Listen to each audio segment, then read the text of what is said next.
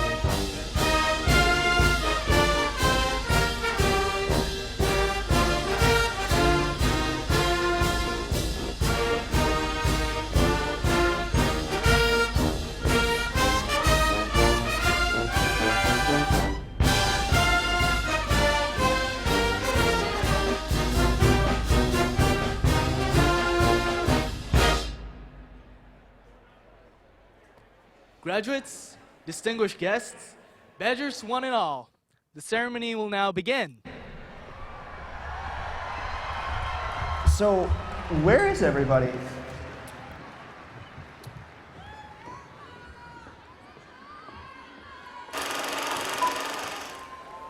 A pulse, felt by one, sends a ripple, felt by some. A shiver, felt by many, until it amplifies, magnifies into a tremor that electrifies.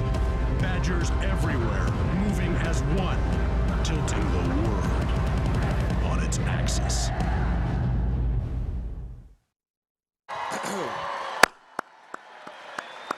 Good to go? Okay. Good afternoon, families, friends, fellow graduates. My name is Andre Hunter Jr., Senior Class President for the class of 2017. Thank you, thank you. On behalf of the University of Wisconsin-Madison, it is my pleasure to welcome you to the 2017 Spring Commencement Ceremony at Camp Randall Stadium.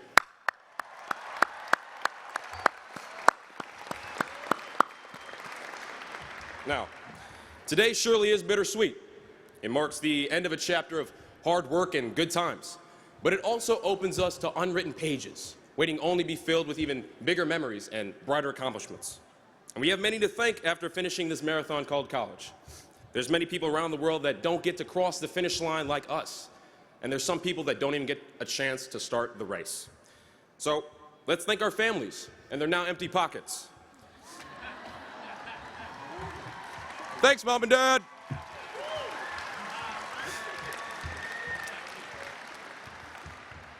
Let's thank our friends and our Snapchat memories together.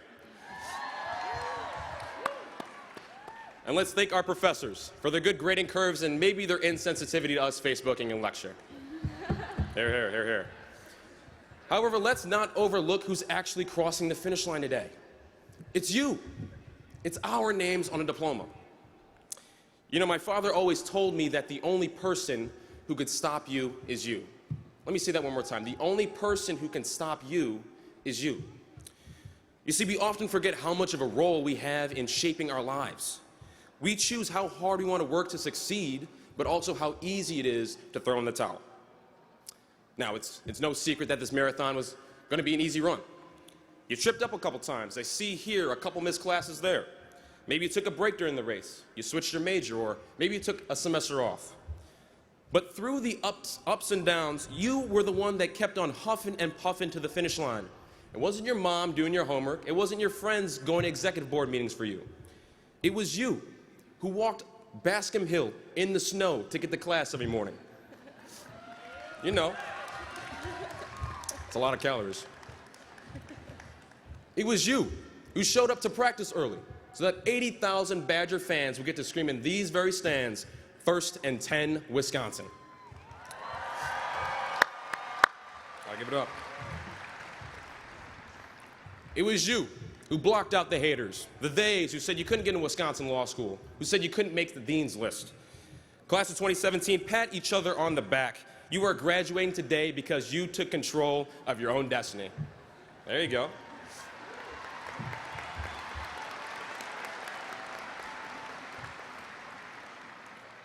Now, as we begin a new marathon, whether that be in a cubicle, in the Peace Corps, or maybe just going back to school like me, keep in mind that there will be peaks and there will be valleys. There's going to be ups and there's going to be downs.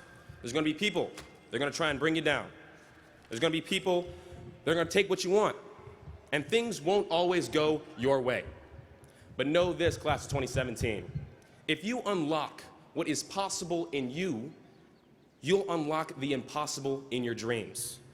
Even when you're in the dirt of the valleys, when you realize that the only person who can stop you is you, then you'll decide how high your peaks will go. Thank you so much for your time, everyone. Enjoy the ceremony, and always remember, on Wisconsin.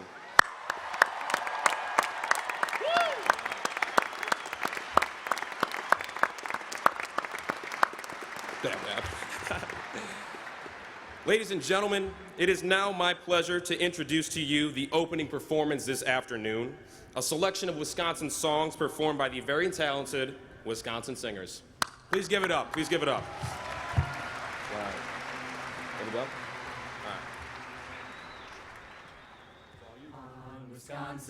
On Wisconsin, plunge right through that line. Run the ball clear down the field, boys, touchdown, sure this time. You rock, rock. On Wisconsin, fight on for her fame. Fight, fellas, fight, fight, fight. We'll win this game. Oh, whoa. On Wisconsin,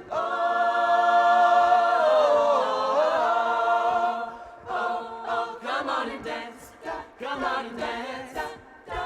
Let's make some romance. You know the night is falling and the music's calling, and we gotta get down to Swing Town. Hey, hey, baby. Ooh. I wanna know if you'll be my girl. Ba-da-da-da-da-da-da. Why do you build me up, Buttercup baby, just to let me down and mess me around? And then worst of all, you never call baby when you say you will. But I love you still, I need you more than anyone, darling. You know that I have from the start. So build me up, Buttercup, don't break my heart. When you say Wisconsin, you said it all.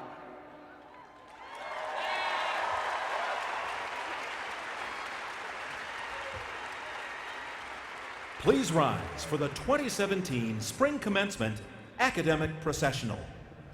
The processional is led by Judy Steinhauer, an alumna from the class of 1967 and now a member of the Half-Century Badgers and a proud representative of all Badgers around the world.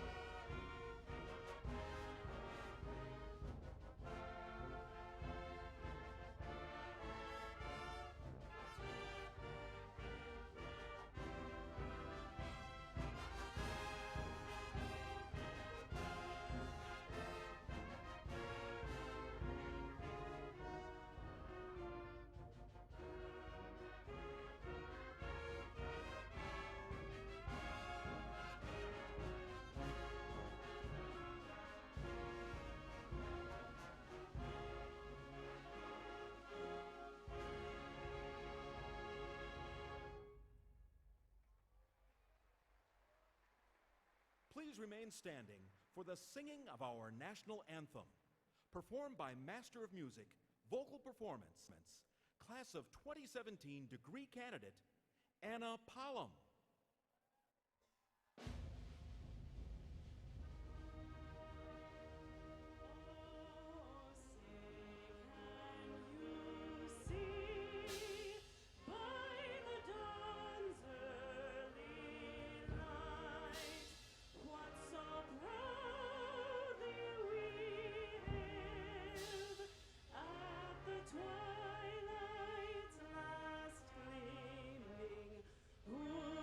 Stripes and bright stars through the perilous fight.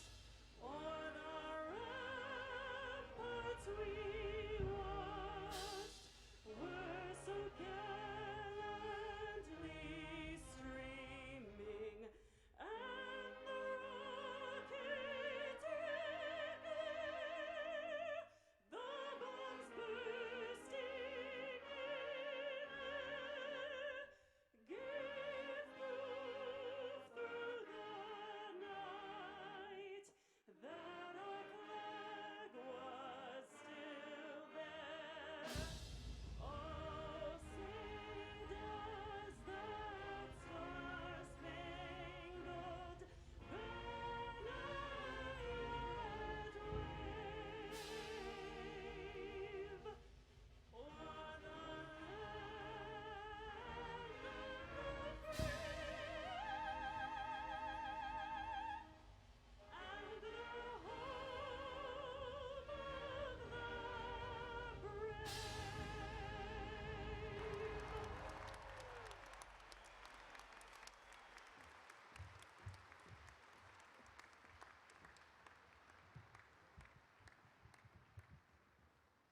Good afternoon. Welcome to Camp Randall Stadium and to the 2017 Spring Commencement of the University of Wisconsin-Madison.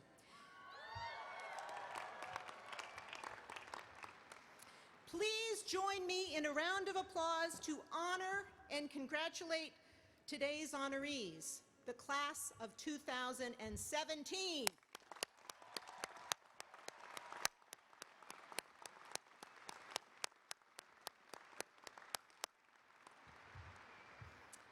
We brought commencement back to Camp Randall 3 years ago, reestablishing a long-time tradition. It's great to be gathered in one place with all of the graduates and their families and friends. I hope you're enjoying this beautiful day. We ordered it up specially. The director of the National Weather Service is a University of Wisconsin alum, so we like to think we have some influence over these things. And you got it way better than last year's class, because last year we had snow flurries and most of us on the platform party were wearing red Wisconsin mittens. At this point in time, it's my great pleasure to introduce you to the members of our official party. I'm going to ask each of them to rise when their name is called and remain standing. And then I'll ask the audience to please hold your applause until all members of the party have been introduced. Rebecca Blank, Chancellor. Janice Mueller, UW System Board of Regents. John Carl Schultz, Dean of the College of Letters and Science. Francois Ortolo Monnier, Dean of the School of Business. You were supposed to hold your applause. Margaret Raymond, Dean of the Law School. Stephen Swanson, Dean of the School of Pharmacy. Stephen Leviton, our keynote speaker. Linda Scott, Dean of the School of Nursing. Soyen Shim, Dean of the School of Human Ecology. William Karpus, Dean of the Graduate School.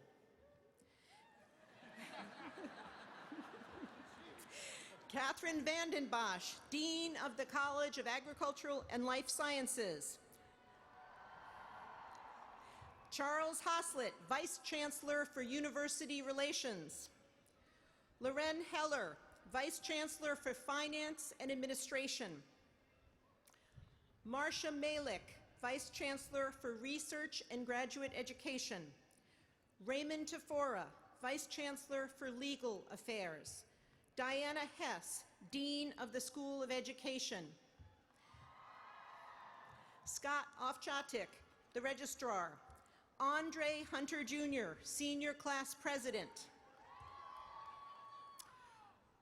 Martin Barron Weiss, Senior Class Vice President.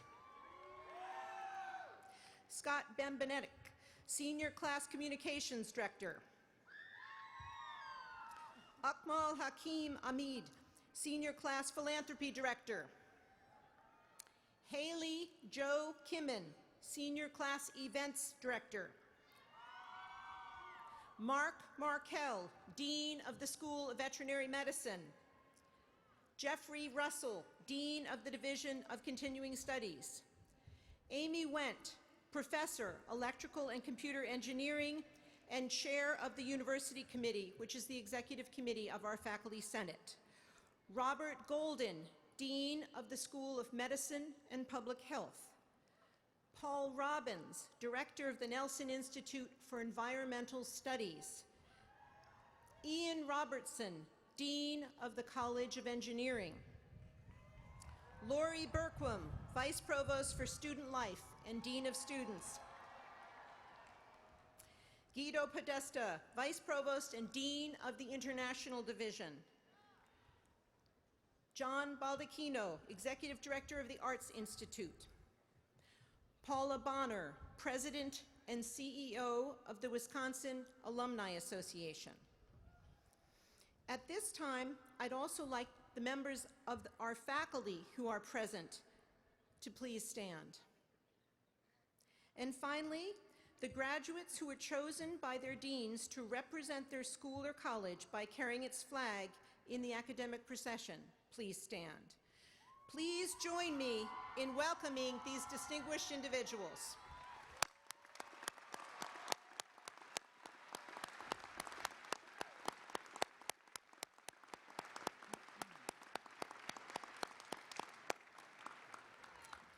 I would now like to introduce Chancellor Rebecca Blank.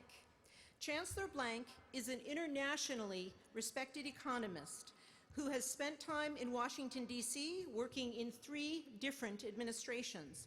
Most recently, she was Deputy Secretary and Acting Secretary of the U.S. Department of Commerce under President Obama, prior to her selection to lead our great university in 2013.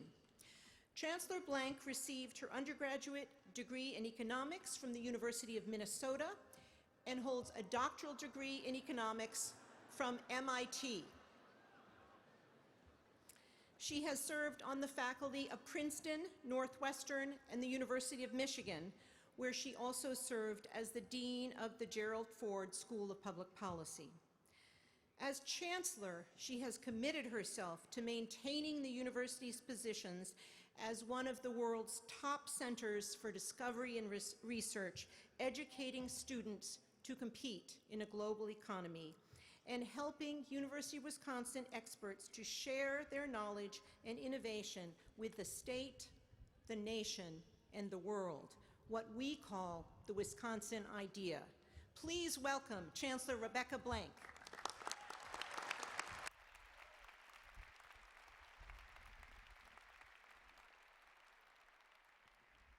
Good afternoon, everyone. Welcome to Camp Randall Stadium and the 164th Spring Commencement of the University of Wisconsin at Madison.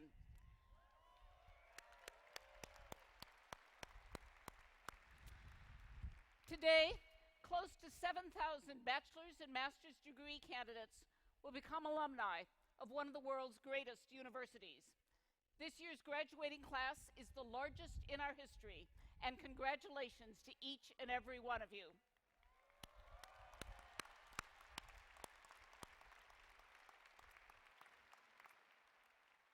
Camp Randall is marking a major milestone of its own this year.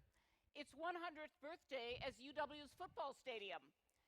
And just for the record, our first game here in 1917 was a shutout when we trounced the University of Minnesota.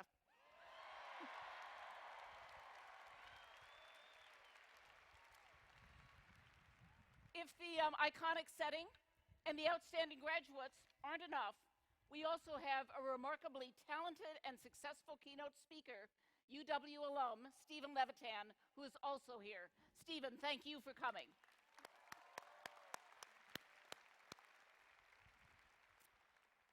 Class of 2017, you are about to earn a degree from one of the top 25 universities in the world.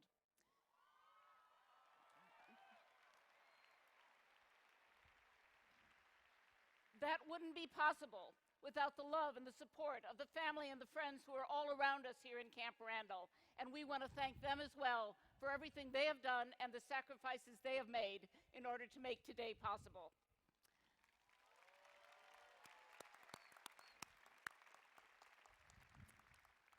So before I talk about what's next, let me invite you to enjoy just these last few moments together with your classmates. And remember how unexpectedly delicious orange custard chocolate chip ice cream is, especially when eaten on the terrace. Remember some seriously big battles for Bascom.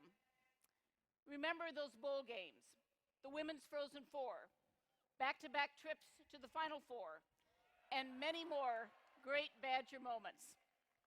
Remember marching side by side for justice or equality, for women or for science.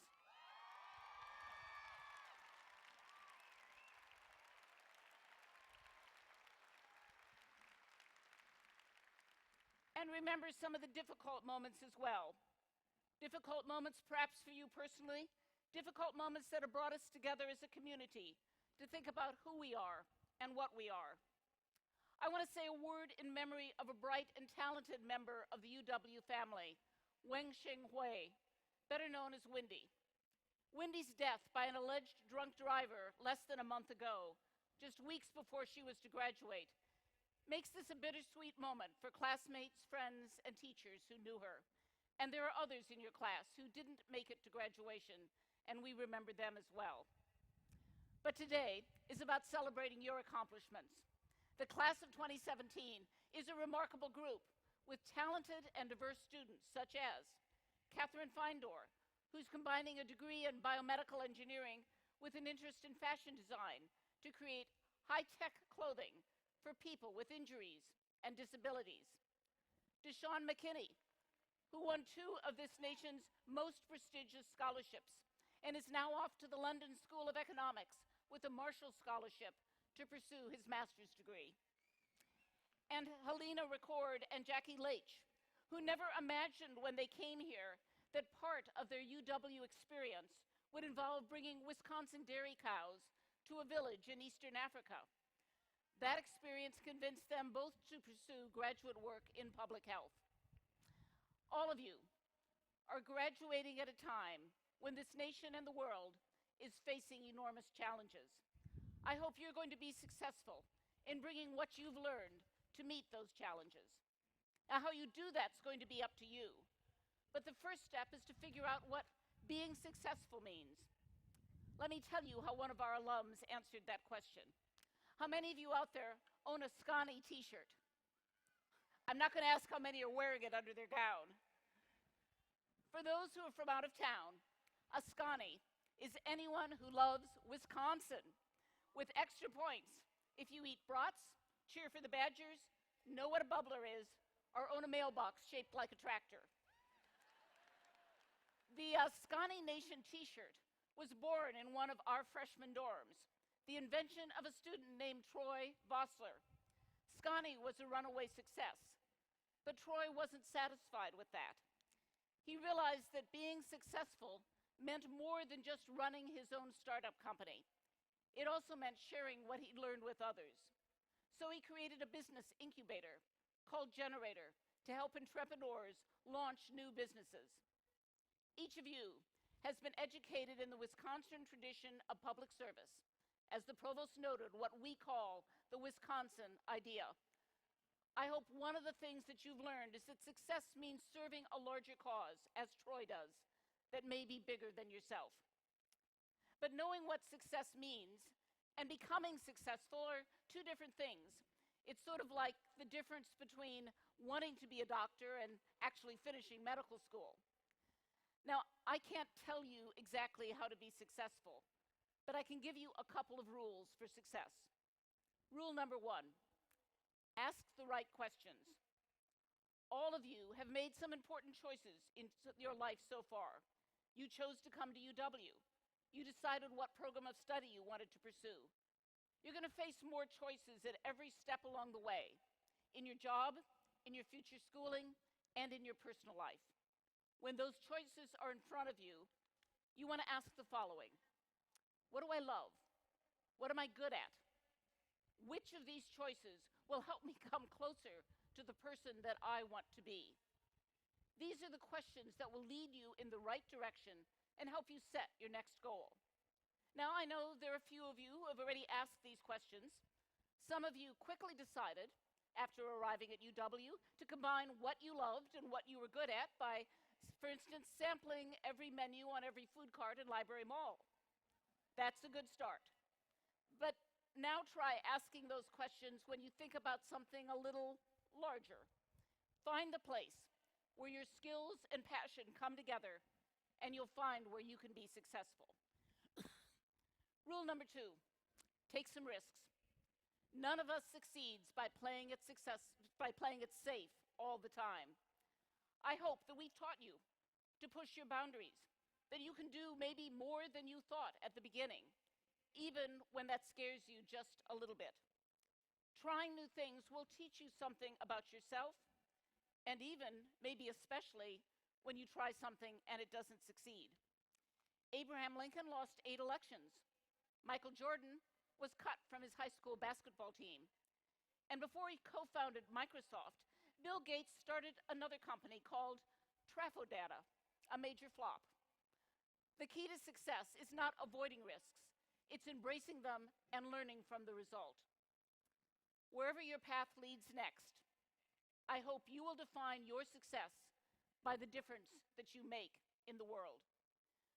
I hope you'll find work you love and have the opportunity to work with people you can learn from and who in turn can learn from you. I can't wait to hear what each of you does next. But wherever you go, be sure and come back to visit us every so often here in Madison. You will always be part of UW, and I hope that UW will always be part of you. So thank you for making this university a better place while you are here. Congratulations to all of you, and on Wisconsin.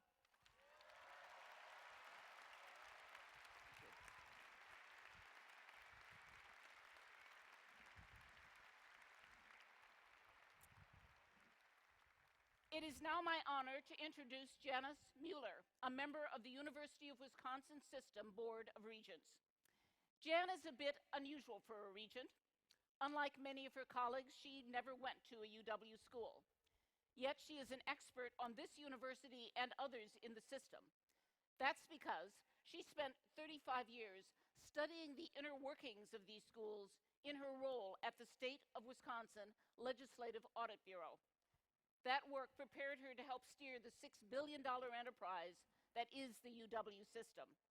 And I should note that Jan, even if she isn't alum, is a passionate Badger fan. She and her husband have been faithful season ticket holders right here at Camp Randall for 30 years. And for those of you who've followed the Badgers that long, you know that that was occasionally a labor of love. So please join me in welcoming one of the most thoughtful and well-prepared leaders among the regents, Janice Mueller.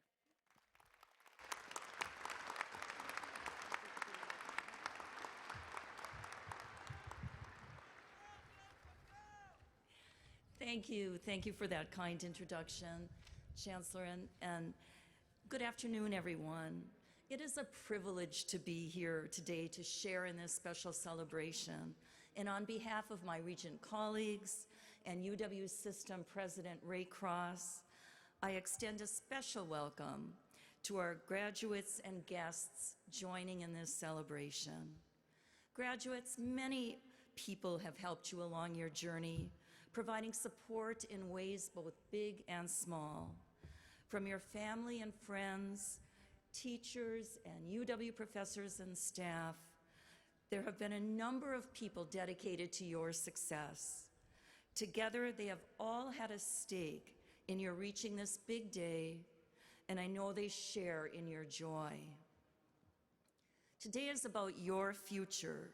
You have put in years of hard work, and the education you received and the experience you have gained along the way, they're tremendous assets. Perhaps even more than you know, you are prepared for whatever the future may hold. Frankly, candidly, I had no idea what my future would hold, growing up as I did in a small town in the Upper Peninsula of Michigan. Until high school, there were only 9 in my class. But I vividly remember that for both my 8th and 12th grade graduations, my classmates and I voted on class mottos, which were then displayed prominently on the graduation stage. They were launched but not anchored, and climb though the rocks be rugged. Clearly, I and my classmates were focused on sailing and climbing in our future. While I concede these mottos were somewhat far-reaching, I submit that they are applicable for you today. You are certainly being launched from UW-Madison, and what a launching pad this is. And we all encourage you to continue to climb, maybe around or over some rocks if necessary, but to climb to reach your summit, and when you do, to soar. My fellow regents, your loved ones, your professors, and all those who helped you could not be more proud. Congratulations, and go Badgers.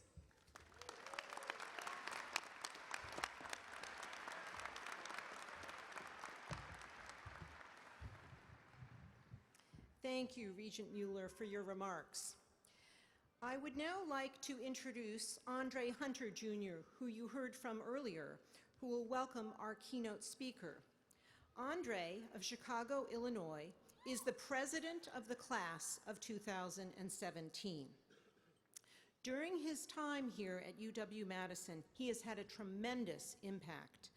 A political science major, Andre has served in all 3 branches of student government, as well as the statewide vice chair and as a national council member for the College Democrats of America.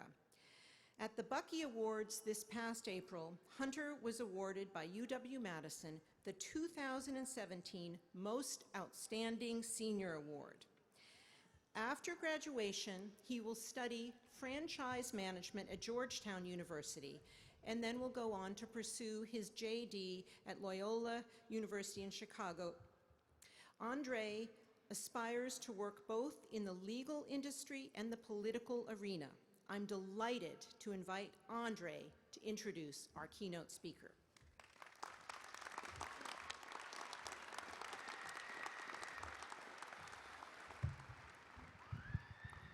Thank you, Provost Mangelsdorf, for the kind words, much appreciated. Class of 2017, as I look out at you all, I see faces of excitement and anticipation. But I also know in the back of our minds we're a little uneasy and unsure about the future. Will I enjoy my first job out of college? Was a master's in comparative literature really my true calling? How long will it take for me to pay off my student debt? Now, rest assured, all these concerns are understandable. So to help ease graduates into the next chapter of their lives, the senior class office, in its pursuit to find commencement speakers, strove to bring Badgers back. To find Badgers who not only put the Wisconsin idea into action, but who could also ignite a fire in graduates to create their own stories in the next chapter of their lives. Now, for our family and friends new to the term, it was coined in 1904 by UW President Charles Van Hise to help guide graduates to bigger and better things after graduation. He said, "I will never be content until the beneficent influence of this university reaches every family in the state.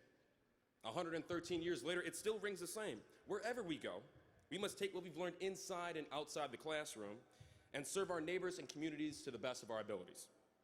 As a result, we were honored to bring inspirational Badgers back to campus to share their stories, such as Apollo 13 Commander Jim Lovell, who received an honorary degree and delivered the keynote address to the Winter 2016 graduates, and our keynote speaker for today, Stephen Levitan. Give it up, give it up.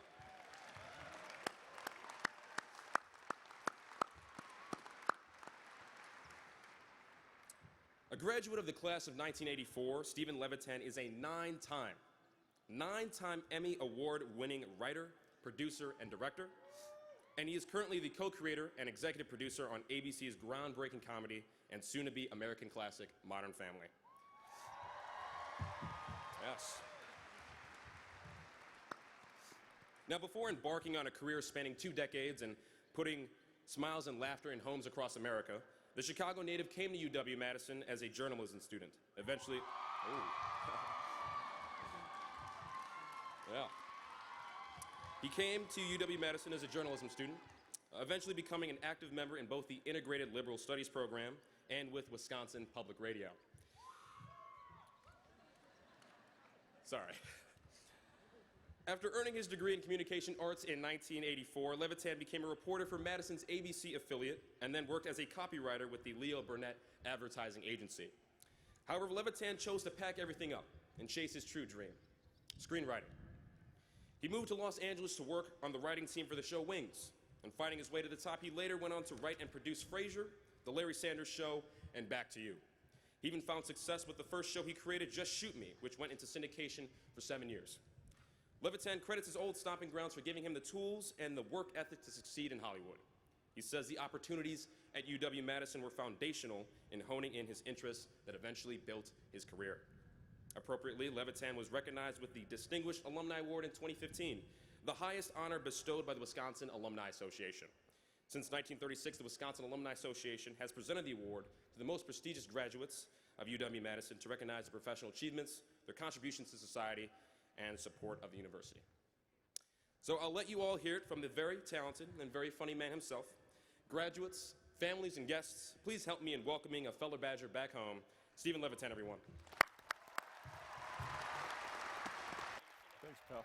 I appreciate that. Give it up, give it up.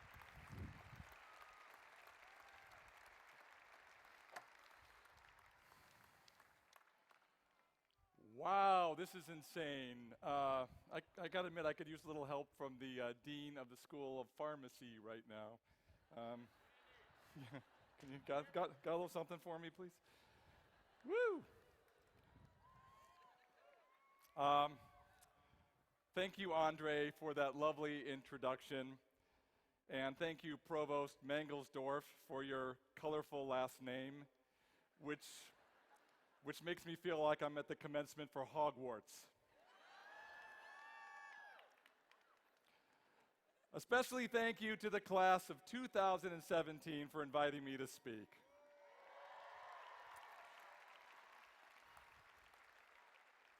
It means so much because I have kids about your age who are here today, and I want them to witness what it's like for people to actually listen to me. The next time they ignore my advice, I'll just tell them, well, I guess you're right, and those 52,000 people who cared about what I had to say were wrong. It's hard to believe I graduated here 33 years ago.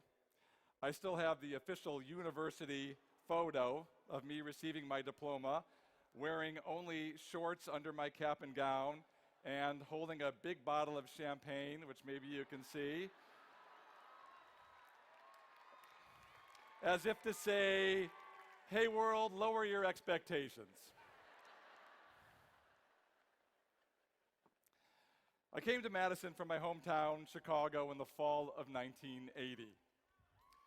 The truth is, I almost went to Indiana.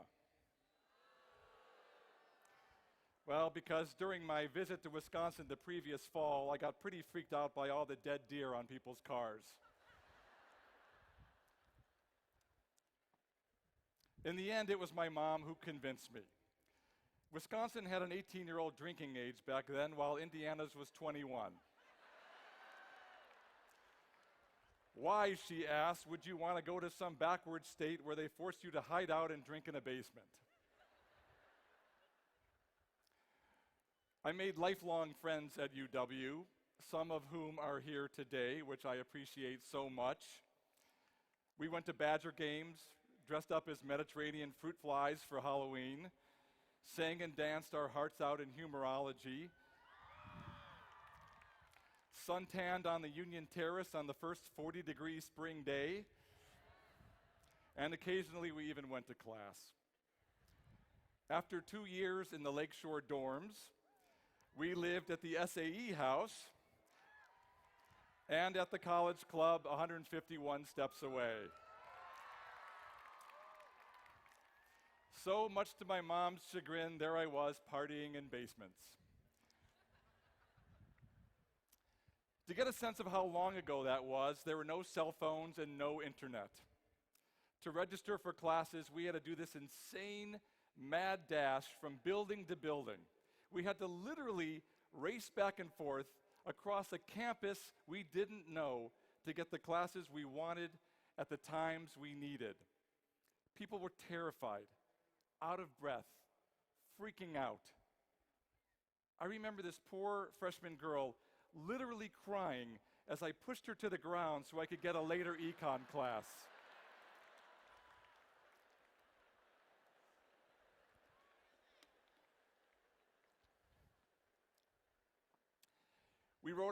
We wrote papers on typewriters. We took Polaroids and listened to albums on vinyl. Not to be hip and old school, back then old school was just school. There was no Facebook. If we wanted to friend someone, we had to actually meet them. And if we wanted people to know we did something cool, we had to awkwardly work it into a conversation like, wow, that exam was as hard as when I climbed Machu Picchu. Or that ice cream is as sweet as Molly Ringwald, with whom I recently took this Polaroid. There was no Tinder, no Bumble, no Grindr. If we wanted to hook up with someone, we couldn't just look on our phones. Our phones were attached to the wall, and there was nothing on them except a dial tone. We had to approach people in real life and use our wit and our charm, so we were almost always alone.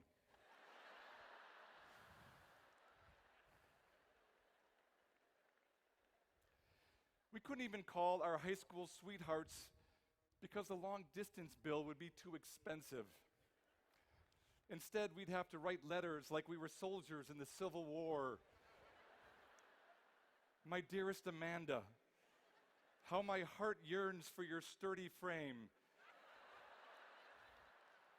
I am filled with fear, for tomorrow I go sliding down Bascom Hill on a lunch tray. Back then, we didn't even have the jump around. We had a fat guy with a W shaved on his back doing the moonwalk.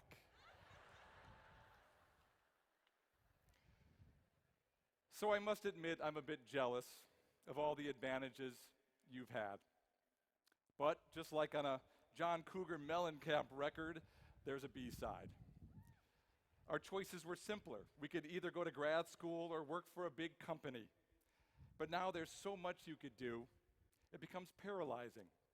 With the world at your fingertips, you always feel like you should be making something and putting it online, or amping your presence on LinkedIn, or keeping up with all the amazing things everyone's doing on social media. Plus, your phone's always dying. So how do you deal with that? Well, as commencement speaker, I'm supposed to impart wisdom. This is where I tell you a bunch of cliches like follow your dream and be yourself. But I'm not going to do that because I don't know your dream. Your dream may be stupid.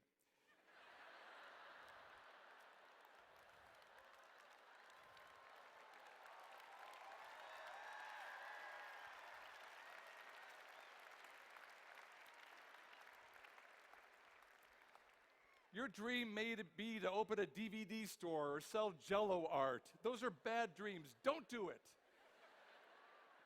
And if you're like my freshman roommate, maybe you shouldn't be yourself. Anybody else would be better.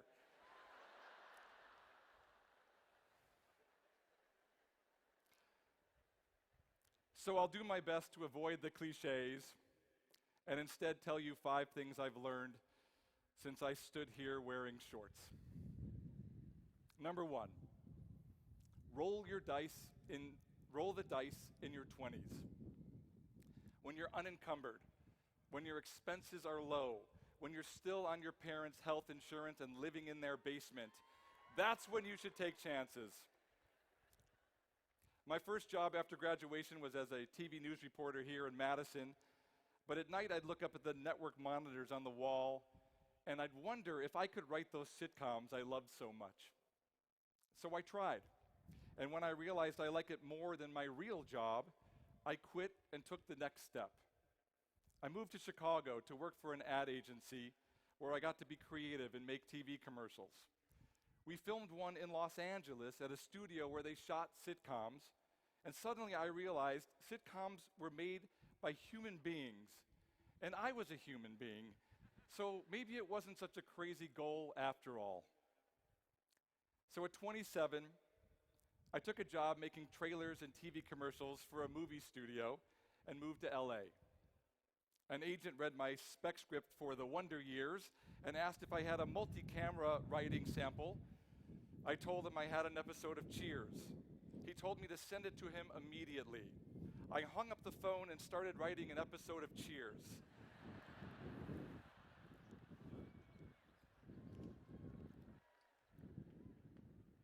A year later, the right people read that Cheers script, and I was offered my dream job as a staff writer on a television comedy.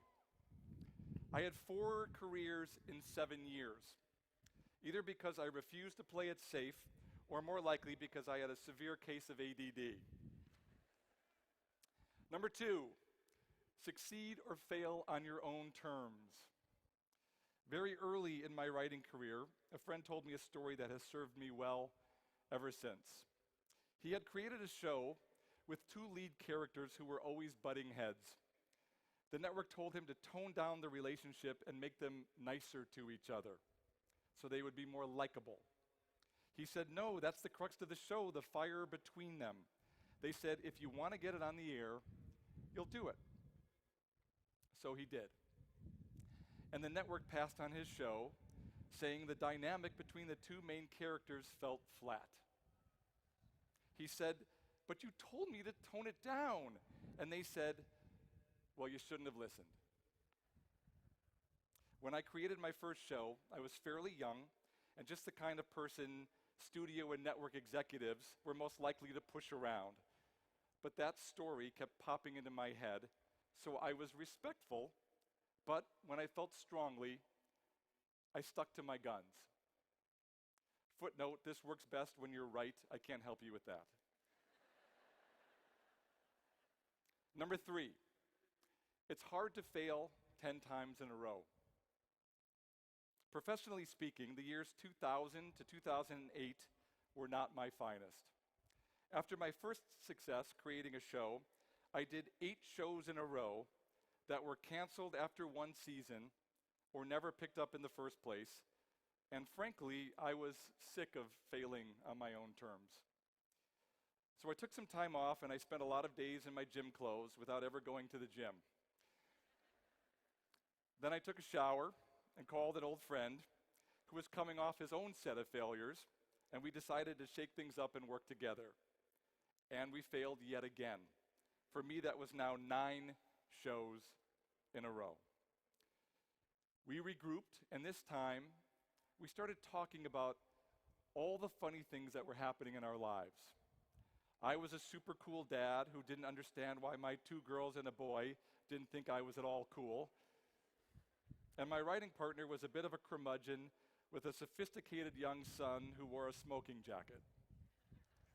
Plus, we had plenty of gay friends who weren't anything like the gay characters on TV. They were in long-term relationships. They were neither fit nor fabulous. And they were bad parents just like the rest of us. So we deluded ourselves into thinking this time it could work. We took everything we learned from our few successes and many failures and wrote what we knew best. We auditioned roughly 1,400 actors. When the network president told us he wouldn't cast our choice for Phil Dunphy, I thought of my friend's story, and we stuck to our guns.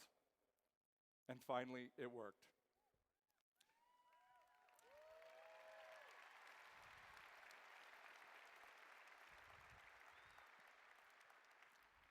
Now, gratefully, I'm introduced as the co-creator of Emmy-winning Modern Family, and no one remembers I'm the idiot who failed 9 times in a row.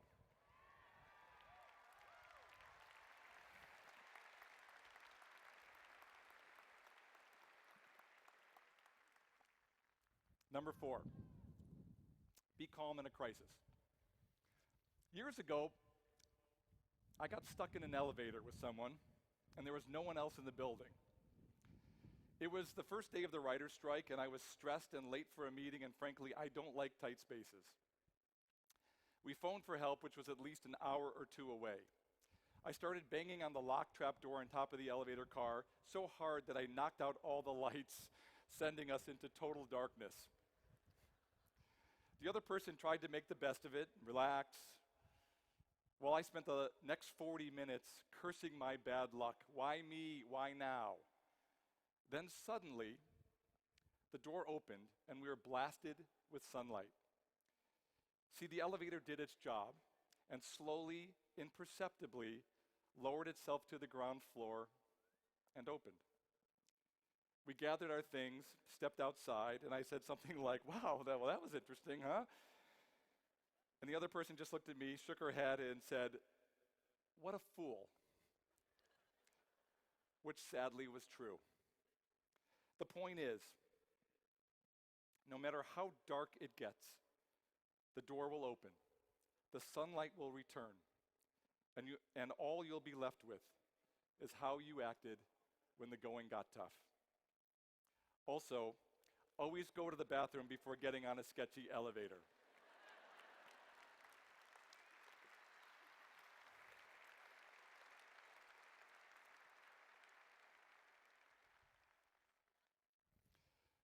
Finally, number 5, it's hard to live up to your potential when you don't like what you do.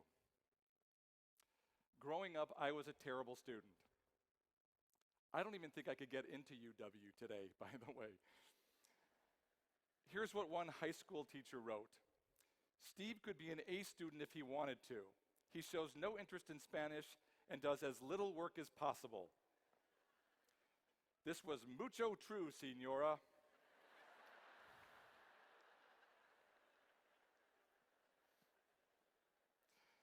And had I settled for a job in which I showed little interest, I guarantee that would have been my report card for life. I would have been a mediocre journalist or a decent ad man. But because I love what I do, I happily give it my all, and I've been able to rise above my Spanish teacher's expectaciones.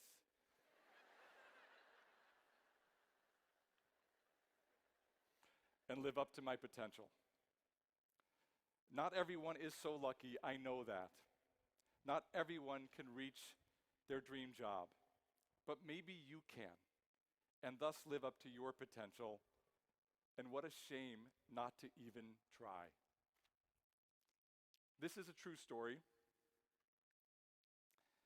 I was about halfway to work one day about 10 years ago when all of a sudden a person popped up in the back seat of my car and said, "Hi, Daddy." I nearly drove off the road. Fortunately, it was my then 11-year-old daughter who decided she was coming to work with me. It was a day all the writers would sit around a table and dream up new ideas for stories. You know, what if Phil did this? What if Mitch and Cam did that? Unfortunately, this day we hit a lot of dead ends, and my sweet little daughter got to witness all the bizarre ways we tried to get back on track. The running jokes, the latest gossip, the competitive game of Name That Tune. And by 6 p.m., all we had to show for our day's work was a bunch of notions that added up to nothing. Still, I was thrilled that Allie had a chance to experience the creative process and see people doing what they love and thus living up to their potential. We got home and she said, "Thanks for taking me to work with you, Daddy. It's so amazing to see what you do." And then she walked into the kitchen, turned to her mom and said, "It's a wonder we have a roof over our heads."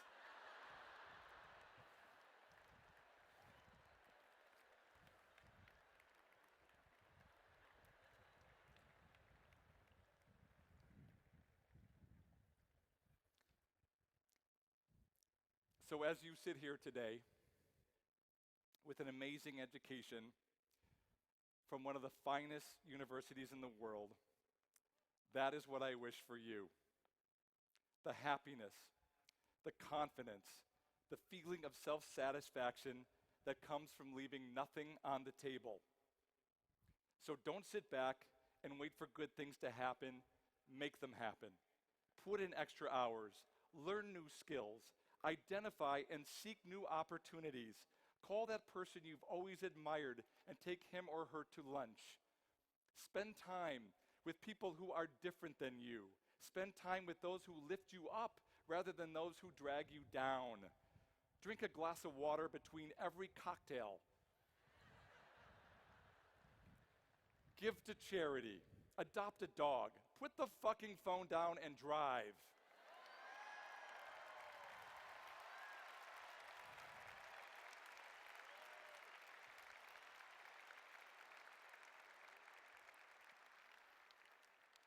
Ask out the person who's out of your league. Don't be the boring one who never dances at weddings. Be generous, be kind, be good to your parents, and thank them for everything they've done. Mine screwed me up just enough to be a comedy writer, but not so much that I'm an actor. The world is changing. Make sure you change with it. But don't worry about what everyone else is doing. If their life is so great, they wouldn't stop to post pictures of it every 2 minutes. Shake off your past limitations and be the best version of yourself. Live up to your potential. You are graduates of the University of Wisconsin-Madison. You can do it, starting now. Thank you very much. Thank you.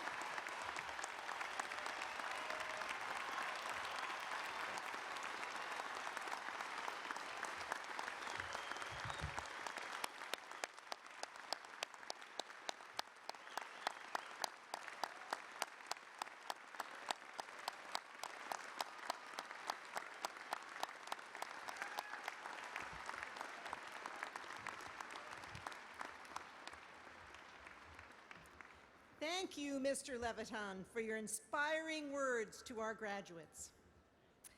At yesterday's commencement ceremony for doctoral degree candidates, we awarded 3 honorary degrees.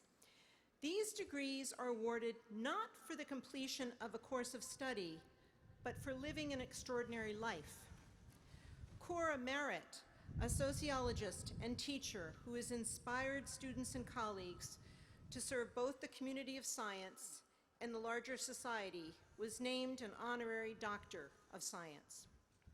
Tasha Morgridge, an educator, advocate, volunteer, and philanthropist who has strived to improve education throughout Wisconsin and around the world, was named the Honorary Doctor of Humane Letters.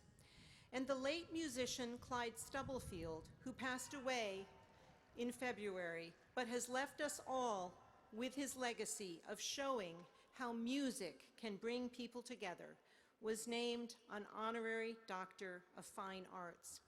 I encourage you to read the profiles of all 3 of these remarkable people in the program. You will see why we singled them out for special recognition this year.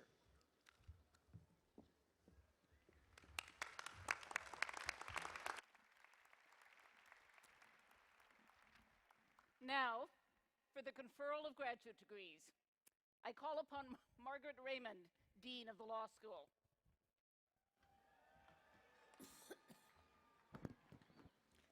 Chancellor Blank. Dean Raymond. Candidates for the degrees Doctor of Juridical Science, Juris Doctor, Master of Laws, and Master of Laws legal institutions will please rise.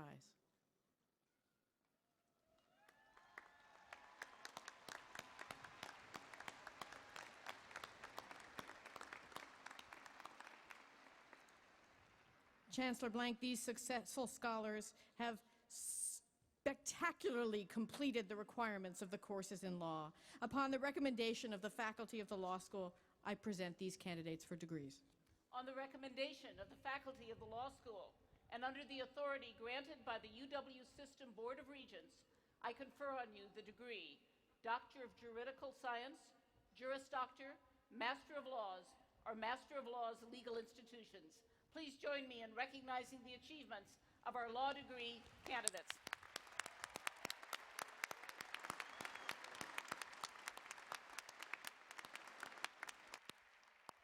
Candidates may be seated. I would now like to call upon William Karpus, Dean of the Graduate School, who will present the candidates for master's degrees. Candidates for master's degrees will please rise.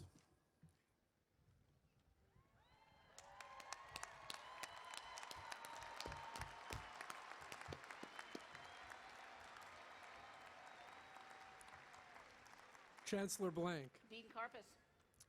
On the recommendation of the graduate faculty, I present these candidates for the master's degrees in their respective fields: Master of Accountancy, Master of Arts, Master of Business Administration, Master of Engineering, Master of International Public Affairs, Master of Music, Master of Professional French Studies, Master of Public Affairs, Master of Science, Master of Social Work.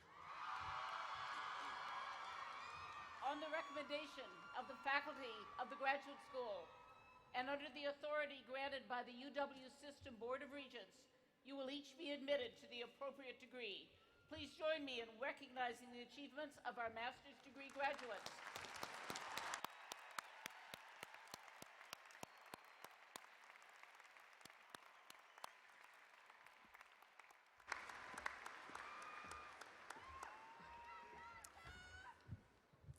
I would now like to introduce Martin Baron Weiss. Martin will deliver remarks on behalf of the senior class. Martin of Indianapolis, Indiana, is the vice president of the class of 2017. He is someone who is very comfortable on a stage. As a freshman, he was a member of the Wisconsin Singers, our traveling musical ambassadors, and today's featured commencement singers. As a sophomore, he was a cast standout in the annual variety show Humorology, receiving the award for Best Male Performer. He spent his junior year at the helm of the Humorology Executive Board, the largest student-run philanthropic event in the state, raising more than $130,000 for local Dane County charities. A member of the Zeta Beta Tau fraternity, he is active in the Madison Jewish community and a regular at the Chabad House. Most recently, Martin portrayed the role of Orsino in UW's production of Shakespeare's Twelfth Night. After graduation, he plans to move to New York City to pursue an acting career. I'm pleased to invite Martin to offer remarks on behalf of the class of 2017.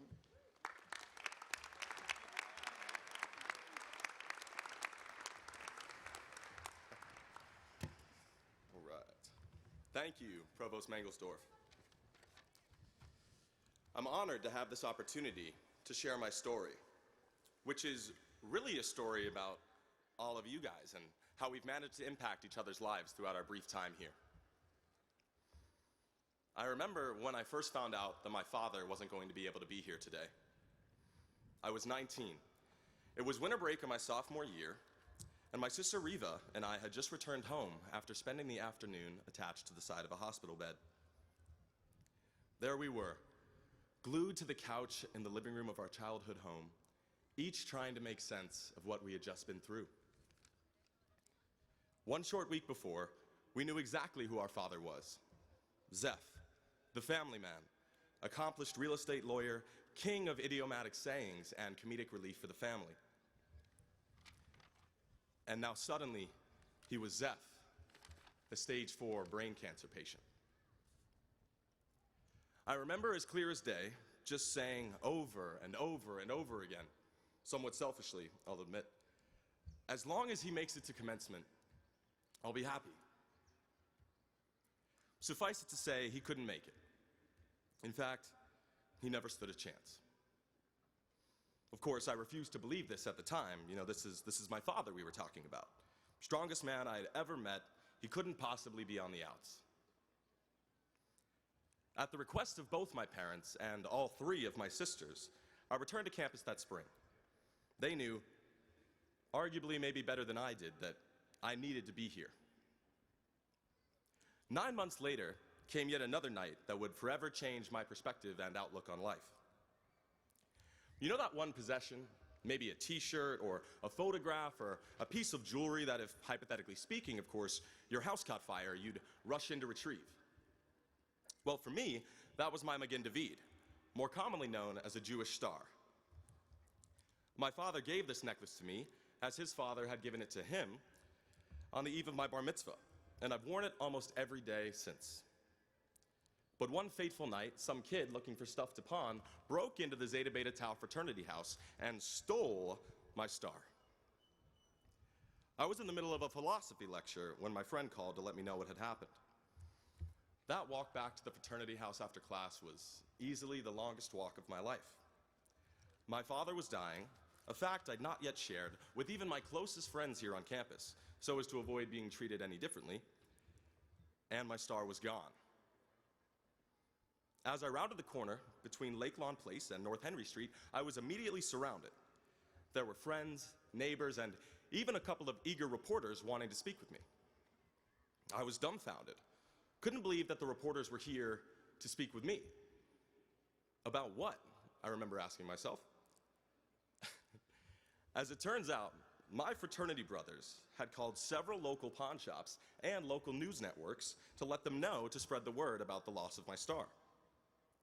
The networks were determined to share my story and help me retrieve this family heirloom. The response from this community of Badgers, as well as the broader Madison community, was simply stunning.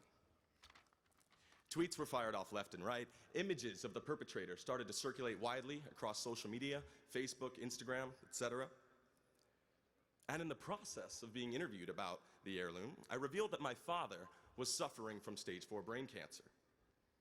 My big secret was finally out. What would happen next, though, taught me a lesson that I won't soon forget. People I'd never met approached me on the street and offered their condolences, both about my father and my necklace, all the while reassuring me that the star would be returned. It was unreal. The outreach and support I received during this time was incredible. Through this experience, I came to realize a couple things. First, that there is no shame in asking for help, in seeking comfort, guidance, or reassurance from those around you. Your pride won't suffer simply because you ask for help. And I'm going to take a moment and reiterate that. Your pride won't suffer simply because you asked for help. You won't be any more or less of a person. You won't be looked down upon, pitied, or anything like that. Truly, on the contrary, you will be uplifted, raised, relieved of the crippling pressure and growing anxiety you're facing by choosing to go at it alone. And second, this community of Badgers is truly special. As a Badger, you're never alone. We're poised to join a community of some 400,000 Badger alumni. Connect with them, reach out to them, and ask them for help. They will be there for you, just as you were here for me, and as all of us have been here for each other. Now, I may have lost my father, and while nothing can replace him, I find comfort in knowing that I'm a part of this wonderful family of Badgers. And I hope you do too. Moreover, believe it or not, within 72 hours of the theft, the star was returned. You got it here with me now.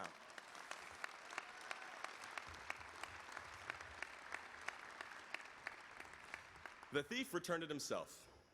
Pretty wild.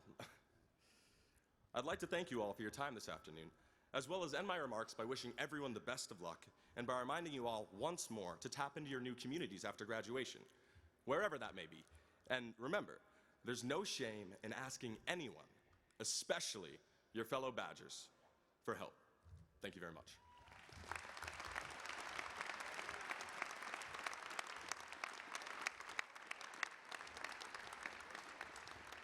You know, speaking of badges, we're about 3/4 of the way through this thing, and I'd like to think that we all know what that means.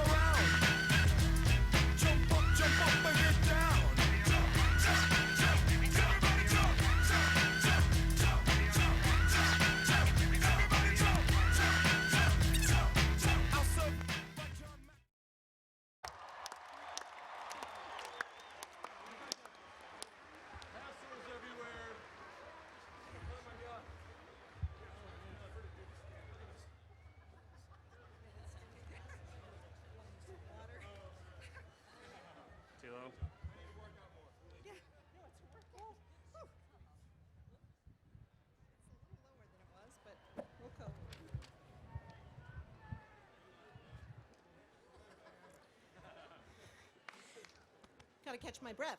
Thank you, Martin, for your thoughtful remarks and a chance to share in one last tradition of Jump Around at Camp Randall together. Graduates, in a couple of moments, you will move your tassel and become part of an illustrious group called UW Alumni. Please turn your attention to the video screens where your Wisconsin Alumni Association shares a glimpse of the Badger community that awaits you. The University of Wisconsin has been a place of learning and discovery, a place where you've made friends and memories that will last a lifetime. For some of you, today is bittersweet. You will be saying farewell to Madison and a community of people who become an important part of your life. The good news is, you're joining a worldwide Badger community that stretches from Minneapolis to Malaysia, from LA to Austria, from Sweden to the Swiss Alps. Wherever you go, the Wisconsin Alumni Association will be there to connect you to this family. And remember, no matter how far you travel or how long you've been away, Madison will always be your home. We hope you come back and visit often, because as a member of the Badger family, you will always have a seat at our table.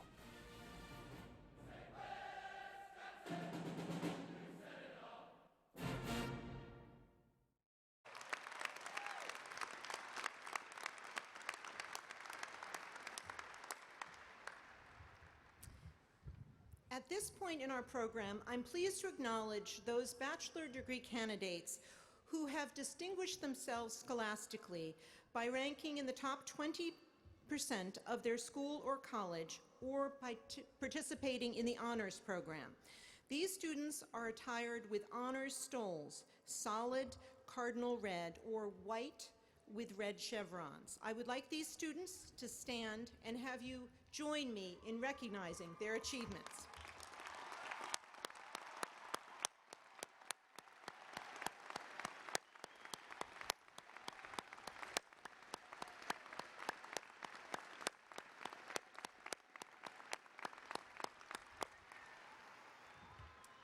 Candidates may be seated. Now for the conferral of bachelor's degrees. I call upon Catherine Vanden Bosch, Dean of the College of Agriculture and Life Sciences.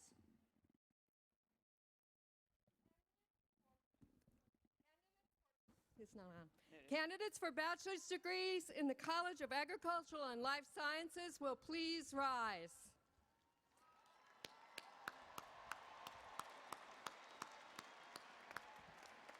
Chancellor Blank. Dean Vanden Bosch. On the recommendation of the faculty of the College of Agricultural and Life Sciences, I present these candidates for the following degrees: Bachelor of Science, Bachelor of Science Agricultural Business Management, Bachelor of Science Biological Systems Engineering, Bachelor of Science Dietetics, and Bachelor of Science Landscape Architecture. Candidates may be seated.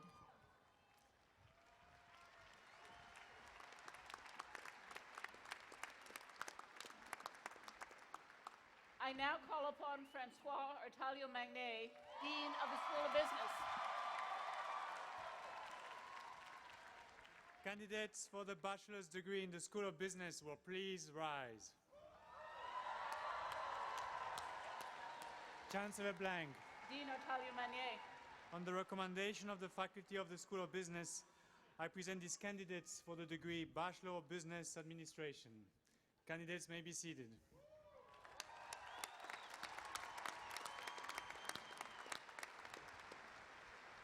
I now call upon Diana Hess, Dean of the School of Education.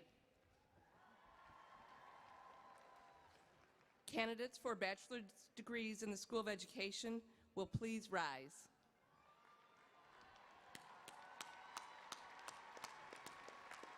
Chancellor Blank. Dean Hess.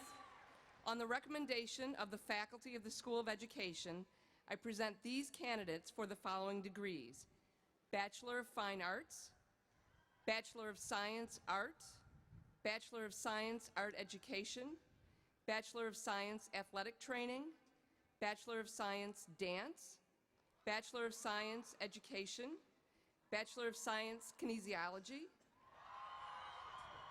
Bachelor of Science Physical Education, Bachelor of Science Rehabilitation Psychology, Bachelor of Science Theater and Drama.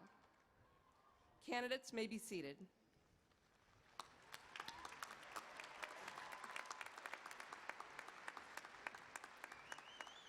I now call upon Ian Robertson, Dean of the College of Engineering.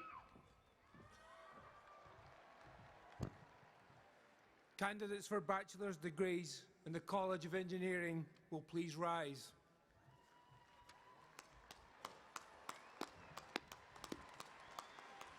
Chancellor Blank. Dean Robertson. On the recommendation of the faculty of the College of Engineering, I present these candidates for the following degrees: Bachelor of Naval Science, Bachelor of Science Biomedical Engineering, Bachelor of Science Chemical Engineering, Bachelor of Science Civil Engineering, Bachelor of Science Computer Engineering, Bachelor of Science Electrical Engineering, Bachelor of Science Engineering Mechanics, Bachelor of Science Engineering Physics, Bachelor of Science Geological Engineering, Bachelor of Science Industrial Engineering, Bachelor of Science Material Science and Engineering, Bachelor of Science Mechanical Engineering, Bachelor of Science Nuclear Engineering. Candidates may be seated.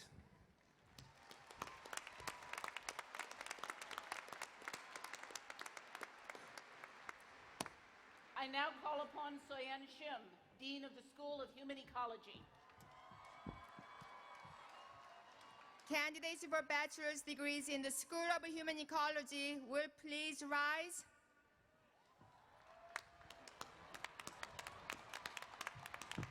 Chancellor Blank. Dean Shim. On the recommendation of the faculty in the School of Human Ecology, I present these candidates for the following degrees: Bachelor of Science, Community and Nonprofit Leadership, Bachelor of Science, Human Development and Family Studies, Bachelor of Science, Human Ecology, Bachelor of Science, Interior Architecture, Bachelor of Science, Personal Finance, Bachelor of Science, Retailing and Consumer Behavior, Bachelor of Science, Textiles and Fashion Design. Candidates may be seated.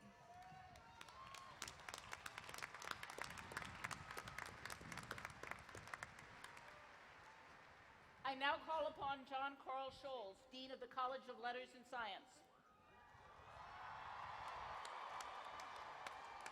Candidates for bachelor's degrees in the College of Letters and Science will please rise.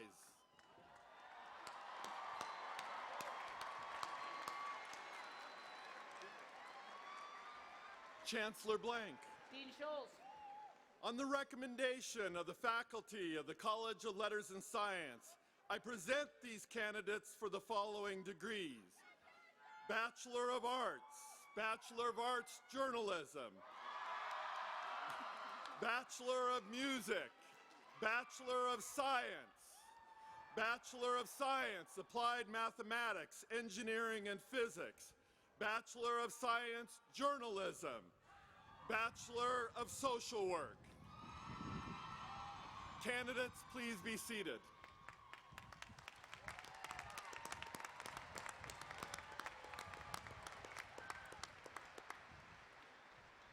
I now call upon Linda Scott, Dean of the School of Nursing. Candidates for a bachelor's degree in the School of Nursing will please rise. Chancellor Blank. Dean Scott. On recommendation of the faculty of the School of Nursing, I present these candidates for the degree Bachelor of Science, Nursing. Candidates may be seated.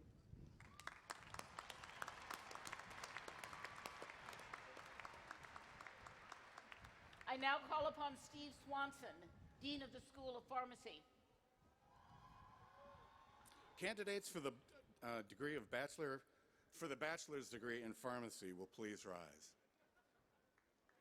So, Steve, these are the people you want to see. Yeah. See them back there? Chancellor Blank. Dean Swanson. On the recommendation of the faculty of the School of Pharmacy, I present these candidates for the degree Bachelor of Science in Pharmacology and Toxicology. Candidates, please be seated.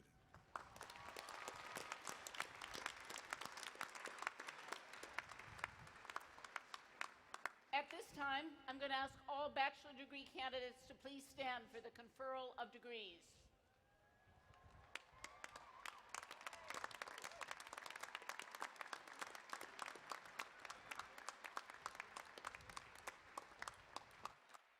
On the recommendation of the faculty and under the authority granted by the University of Wisconsin System Board of Regents, you will each be admitted to the degree appropriate to the courses you have completed. Congratulations. Please join me in welcoming the achievements of our degree candidates.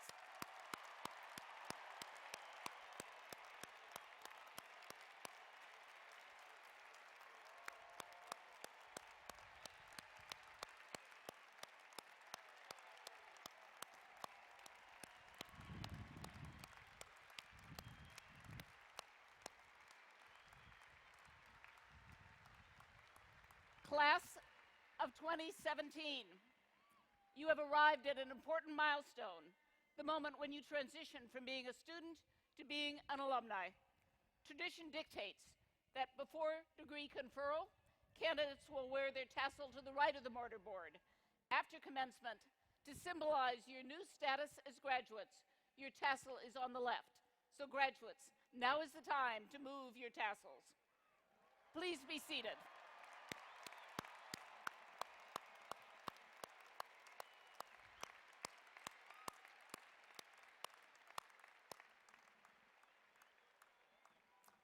In a moment, our celebration will end with the singing of varsity. After varsity completes, please remain standing until the stage party and faculty, the whole processional, has entered the South Zone. Congratulations to all of our graduates. A special thanks to all of the friends and family whose support and encouragement has made this day possible. Good luck to every one of you, and on Wisconsin!